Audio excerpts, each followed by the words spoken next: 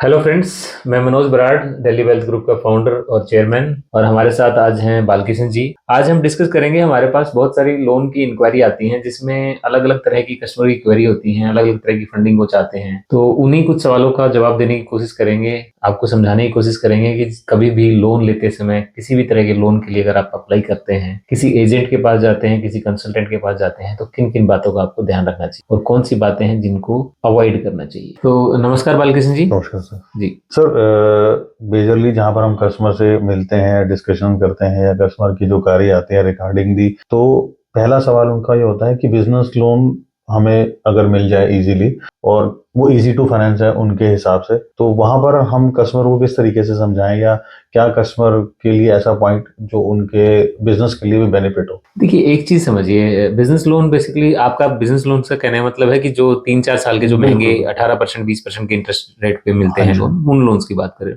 जो कि term loan की ईएमआई की शेप में मिलते हैं। हाँ जी। हाँ जी। एक्चुअल में मेरा मानना है वो बिजनेस लोन नहीं, बिजनेस डिस्ट्रक्शन लोन है। हम्म। बिजनेस को बिल्कुल खत्म कर देते हैं वो लोन। हम्म। कई कस्टमर्स ऐसे हैं जिनको हमने देखा है कि वो बिल्कुल मतलब अच्छा अच्छा मतलब, एक तो कल कस्टमर से मैं मिल के आया हूँ, 50 करोड़ की टर्नओवर थी। हम्म। हम्म। 50 करोड़ की टर्नओवर से और आज की डेट में कंपनी बंद होने की कगार में आ गई है। पीछे 2.5-3 साल पहले उनको मैंने समझाया था कि बिजनेस लोन मत लीजिएगा, मैं आपको वर्किंग कैपिटल फाइनेंसिंग कराऊंगा। जी। तो वर्किंग कैपिटल फाइनेंसिंग मैंने करवाई भी, लेकिन वो तो क्या होता है कि फाइनेंशियल्स को सब लोग जो है अपने हिसाब से तैयार करके चलते हैं। डे वन से अगर हम बात करें तो फाइनेंशियल्स को जो है ना, हर कोई आदमी अपने हिसाब से कि भाई इतना टैक्स देना है, इतनी कैलकुलेशन करनी चाहिए, ये है ये है, उस तरीके से चलता है। बैलेंस शीट को प्रॉपरली ध्यान से बनाता नहीं है, ज्यादातर लोग नहीं बनाते। और अगर आपने देखा होगा तो कुछ समय में हम बैलेंस शीट की वजह से कितने ही केस हम मना कर देते हैं कि ये केस हमें बिल्कुल। नहीं ले जा पाएंगे। लेकिन उन लोगों को मार्केट में बिजनेस लोन आसानी से मिल जाता है। हाँ जी। बिजनेस लोन बेसिकली क्या है, एक चीज समझिए, जो चीज आसानी से मिलती है वो हमेशा नुकसान। अब आप बिस्तर में बैठे हो, जैसे सर्दियां शुरू हो गई, आसान क्या है, बिस्तर में बैठे हो। मुश्किल क्या है, भाग के दौड़ के एक्सरसाइज करके गर्म होना, बॉडी को हीट देना। आप एक्सरसाइज करके अगर आप बॉडी को हीट अप करते हो तो वो मुश्किल है। बिस्तर में बैठ के आसान है, चाय की चुस्की या कॉफी पी के वो आसानी से जल्दी से गर्म होना है। बट फायदे की चीज कौन सी है, एक्सरसाइज या ऑब्वियसली, क्योंकि आप एक्सरसाइज करेंगे तो हेल्दी भी रहेंगे। तो जो मुश्किल काम है या थोड़ा सा एक प्रोसेस ओरिएंटेड काम है, उस पे लोग नहीं जाना चाहते हैं। सबको इजी चाहिए, इजी फाइनेंसिंग चाहिए। ठीक है। जबकि मैंने कई कस्टमर, जिस कस्टमर की मैं बात कर रहा था, उनको इमीडिएटली बहुत बड़ी फंडिंग हम लोग नहीं दे सकते because of financials, because of collateral. जी जी। हालांकि विदाउट कोलेटरल भी हमने उनको फाइनेंसिंग करवाई। 2-2.5 करोड़ तक की उस समय स्कीम चलती थी, सीजीटीएमएस स्कीम, उसमें 2-2.5 करोड़ की फंडिंग करवाई, 2 करोड़ के आसपास की फंडिंग करवाई थी। देन अदर फंडिंग्स भी हमने उनको करवाई, तो ओवरऑल उनको पैसा ठीक ठाक दे दिया था। And at that point of time उनको उससे ज्यादा पैसा नहीं चाहिए था। बट पता नहीं ये जो लोन एजेंट होते हैं जिनको अपनी कमाई से मतलब होता है, उसने किसने क्या सलाह दी, कैसे किया। मैंने उनको वर्किंग कैपिटल जो कि सिक्योर्ड और अनसिक्योर्ड मिला के करीबन 2.5 करोड़ रुपए दिलवाए थे। 3 करोड़ रुपए अनसिक्योर्ड उठा लिए बिजनेस लोन। किस्त कितनी, 11 लाख रुपए महीना। जबकि मैंने जो पैसा दिलाया था 2.5 करोड़, उसकी किस्त कितनी थी, मतलब उसका आउटफ्लो अगर बात करें तो उसका आउटफ्लो था करीबन 3 लाख रुपए के आसपास। मेरे 2.5 करोड़ का आउटफ्लो 3 लाख रुपए, 4 गुना। ठीक है। दोनों ने पैसा और जो बिजनेस लोन उठाया 3 करोड़ रुपए, उसका आउटफ्लो 11 लाख रुपए, लगभग 10,85,000 समथिंग। Almost 4 times, 3.5 times. तो आप अब ये देखिए, पैसा तो उतना ही आया, मेरे पैसे का आउटफ्लो क्या है और उन पैसों का आउटफ्लो क्या है जो बिजनेस लोन की बात करें। तो यहाँ पर क्या उस कैलकुलेशन को वो नहीं समझ पाते कि 18-20% का जो मैं इंटरेस्ट दूंगा बैंक को, और क्या मेरे बिजनेस में उतने मार्जिन हैं, क्या उसको सर कल मैं बैठा हुआ था, रात को लेट इवनिंग में हम बैठे हुए थे 10:30-11 बजे कस्टमर के साथ, उसी कस्टमर के साथ अपने दुखड़े समझा रहे थे। जब तो वो कह रहा है कि मैं यार 3% का मार्जिन है मेरा, जो नेट मार्जिन मेरा है 3%, अगर 3% है, ग्रोस मार्जिन 5% का है, नेट मार्जिन वो 3% का ले जाता है। अगर फाइनेंस को सेट कर दी जाए 18% की, तो कैसे वो सर्वाइव करेगा। तो इसीलिए उस गैप को समझ नहीं पाते, नहीं समझ पाते, बिल्कुल नहीं समझ पाते। उनको लगता है ऐसे पैसा आएगा और कल ऐसे घूम जाएगा। भाई सबसे पहली चीज तो क्या है, बिजनेस ऑपरेटिंग साइकिल आपकी 10 दिन, 15 दिन, 20 दिन या 50 दिन, 60 दिन, 90 दिन की है। तो बिजनेस ऑपरेटिंग साइकिल के हिसाब से जो पैसा आपके पास आएगा, आपके धंधे में कितना पैसा लगेगा, उसकी रोटेशन होके आएगी। जब भी जैसे भी आपने जैसे मान लीजिए आज की डेट में 50 लाख रुपए धंधे में लगाए वर्किंग कैपिटल में, तो 50 लाख रुपए जो है आपके 90 दिन में घूम के वापस आ गए, तो 90 दिन बाद वो लोन स्क्वायर ऑफ हो जाना चाहिए। बिल्कुल, जो बिल्कुल। पैसा आपने उधार लिया है, बैंक से लिया है या फैमिली फ्रेंड से आया है, वो स्क्वायर ऑफ हो जाना चाहिए। अब वो होता नहीं है।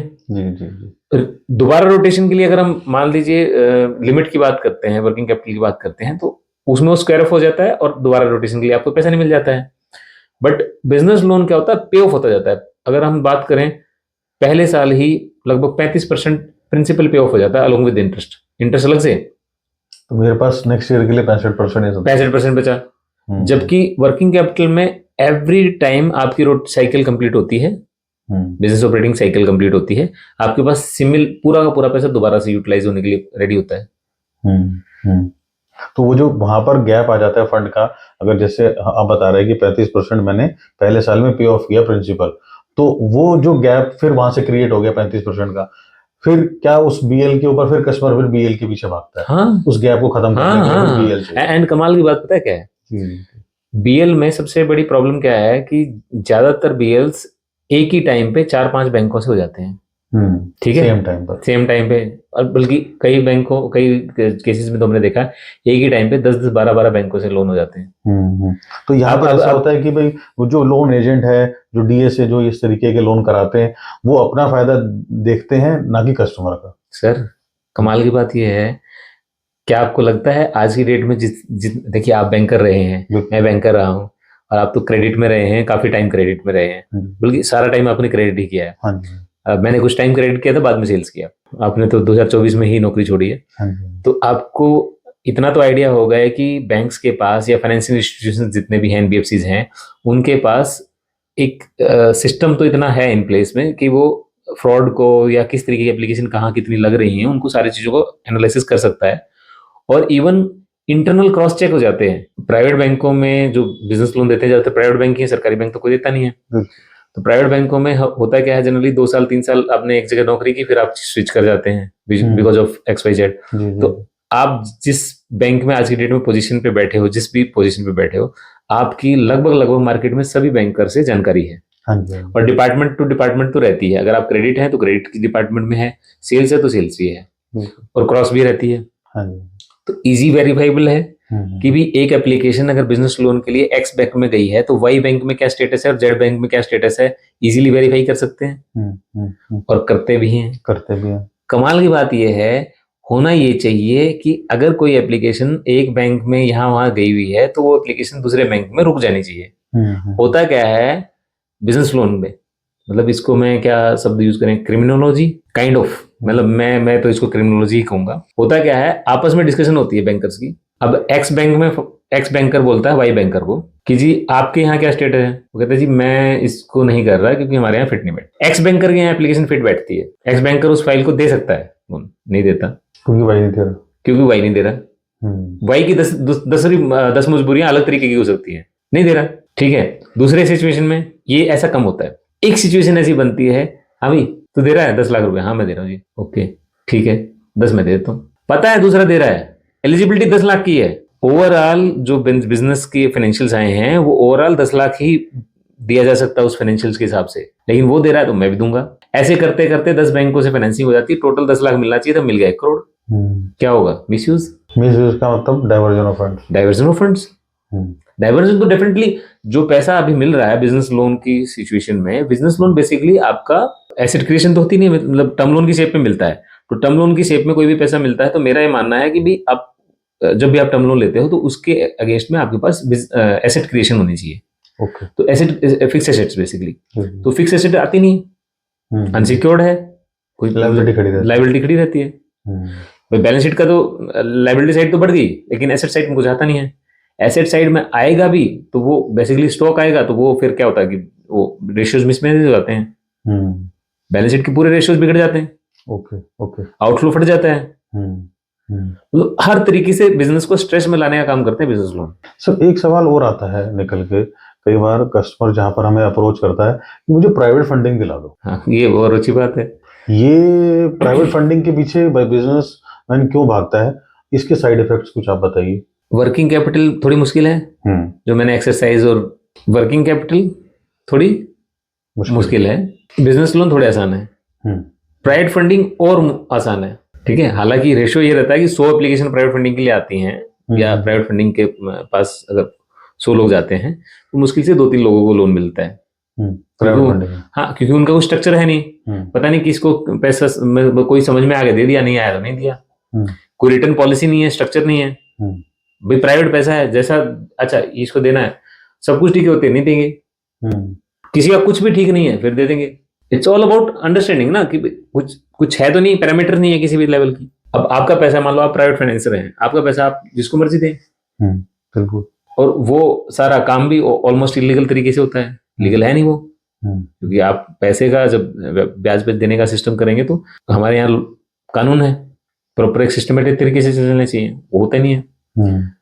तो हर कोई जो है, अब प्राइवेट फंडिंग जितने भी मांगने वाले लोग हैं वो ज्यादातर इलीगल तरीके से पैसा उठा रहे हैं। तो वो फिर किस तरीके से हार्म करता है हमारे? सर एक बात बताइए ना, वर्किंग कैपिटल 8-10% मिलती है, बिल्कुल। बिजनेस लोन 18-20% पे मिलता है, बिल्कुल। प्राइवेट लोन मिनिमम 48-50% से शुरू होता है और 95-96-98% तक जाता है। 1 लाख रुपए आपने लिया तो कई केसेस में 1 लाख के अगेंस्ट में आपको 1 साल के अंदर अंदर करीबन 96,000 या 1 लाख रुपए वापस देना है। मतलब 1 लाख प्लस 1 लाख, डबल 1 साल में हो जाता है पैसा, प्राइवेट फंडिंग जितना पैसा मैंने। हाँ, और हमने देखा है बिजनेसेस में कितने कहाँ मार्जिन है, 10% का लोन चलाने में बड़ी मुश्किल हो जाती है। अच्छा, कमाल की बात सबसे बड़ी है, जो आदमी, जो बिजनेसमैन 10% का बैंक का लोन नहीं चला पा रहा है, वो 100% का या 90% का या 80% की कैलकुलेशन में प्राइवेट फाइनेंसिंग चाहता है कि मैं प्राइवेट फाइनेंसिंग लेके बिजनेस को दौड़ा दूंगा, ऐसे ऐसे चला दूंगा बिल्कुल हवा में। तो ये तो बहुत शॉर्ट टर्म के लिए मिलते होंगे, और इस तरीके 3-4 महीने 6 महीने। तो इसका मतलब तो ये हुआ कि मेरे को पता होते हुए भी कि मेरे पास जो बिजनेस मार्जिन है वो 3-4-5% नेट मार्जिन अगर ज्यादा से ज्यादा मैं बात करता हूँ, और इतने महंगे लोन के पीछे भाग रहे, तो सुसाइड करने के बराबर हो गया कस्टमर के लिए।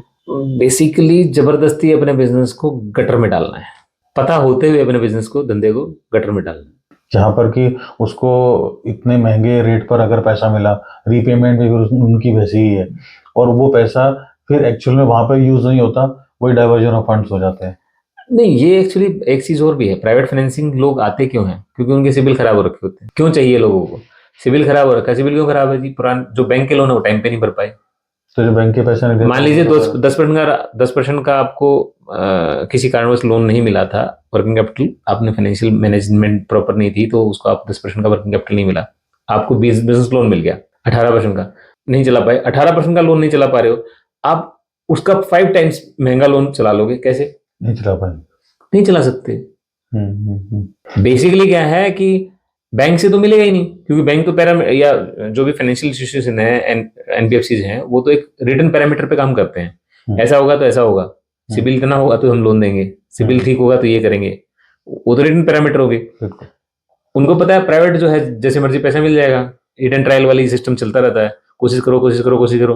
अब एक आदमी, और सिचुएशन ये है कि जो लोन लेने के लिए निकलता है वो उसको कहीं ना कहीं साल भर घूमे, 6 महीने घूमे, 4 महीने घूमे, उनको कहीं ना कहीं से लोन मिल ही जाता है, कोई ना कोई एजेंट कुछ ना कुछ तरीके से घुमा फिरा के दिला देता है पैसे।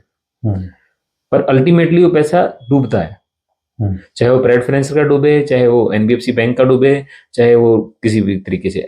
इवन अपना पैसा भी तो लगता है साथ में, बिजनेस में अपना पैसा भी डूबता है। अपने पैसे से एक चीज और समझ में नहीं आती है, कस्टमर का एक सवाल यहाँ पर ये भी आ जाते हैं कि जहां पर उनके बिजनेस में अपनी कैपिटल तो कम लगी होती है, लोन वो 10 गुना उठा लेते हैं अपनी कैपिटल से ज्यादा, और फिर डिमांड करते हैं कि मुझे और पैसा मिल जाए।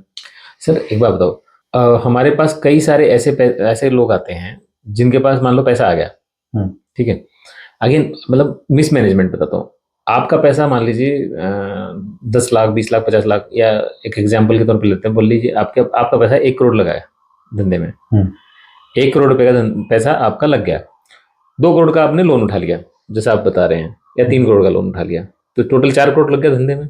ये लायबिलिटी खड़ी होगी बिजनेस पे। अब 4 करोड़ की अगेंस्ट में एसेट्स की काउंटिंग करेंगे तो एसेट नहीं मिलती है।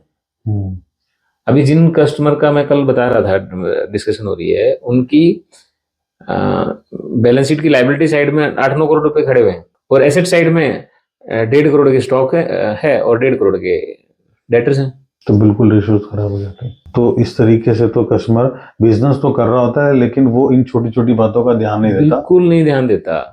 पैसा गया कहाँ? मैं कल हमने पूछा, भाई साहब ये 9 करोड़ रुपए इधर खड़े हुए हैं, ये पैसे इधर भी तो आने चाहिए थे। इतने का या तो स्टॉक होना चाहिए, डेटर होने चाहिए। बिल्कुल बिल्कुल। आपने क्रेडिटर के पैसे देने हैं, बैंकों के पैसे देने हैं, अपना पैसा जो कैपिटल लगी है, ये पैसा तो सीधा सीधा बिजनेस में आया। इसके अगेंस्ट में आपके पास स्टॉक डेटर्स है कहाँ? अभी हम फिक्स एसेट की बात ही नहीं कर रहे, जहां पर कोई प्रॉपर्टी या कोई एसेट एग्रीगेशन हुई हो नहीं होती। जो मशीनरी है तो मशीनरी वाला लोन में काउंट ही नहीं कर रहा उसमें। मशीनरी का लोन दिख रहा है बैलेंस शीट में लायबिलिटी साइड, तो एसेट साइड में मशीनरी दिख रही है, उसको हम साइड कर देते हैं। I am talking about working capital का जो पैसा है, अनसिक्योर्ड लोन्स है और क्रेडिटर के जो पैसे हैं, उसके अगेंस्ट में करंट एसेट्स को खड़ी होनी चाहिए। करंट एसेट हाँ 3 करोड़ की करंट एसेट्स है, 9 करोड़ का करंट लायबिलिटीज है। तो रेशियो बिल्कुल बस्ट हो गया। कैसे? कहाँ गया पैसा? अब वो मतलब लिटरली सर पकड़ के बैठ गया, यार ये पैसा कहाँ गया? तो वो बिजनेस तो डूबेगा ही डूबेगा, डूबेगा ही डूबेगा। अब बिजनेस क्या करा, कहाँ गया? किस्तों में गया। जो आपने महंगे वाले लोन उठाए थे 28 लाख रुपए महीने की किस्त जा रही है। ओके, इतना जबकि इनफ्लो नहीं है, आउटफ्लो उससे। अरे इनफ्लो है भी तो क्यों जब आपको आसानी से 10% 8% का लोन मिल सकता है, आप 18 20 50 80% 90% के लोन पे क्यों जाना चाहते हो? क्यों नहीं अपनी चीजों को मैनेज कर ले?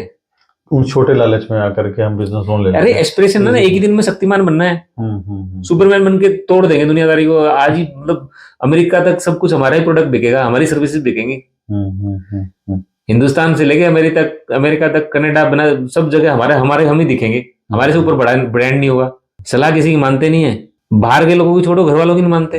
मैंने कोई ध्यान है कि आपने पिछली वीडियो में भी बताया कि वर्किंग कैपिटल एक्चुअली में आपको बिजनेस करना भी सिखाता है। एक्चुअली जिस तरीके से आपको हर महीने स्टॉक स्टेटमेंट भेजनी है बैंक को, तो आप भी ध्यान रखोगे ना कि भाई मेरा कितना पैसा मार्केट में लगा हुआ है, कितना मुझे मार्केट से देना है, मार्केट को देना है, और कितना मुझे मार्केट से लेना है, कितना मेरे पास स्टॉक पड़ा हुआ है।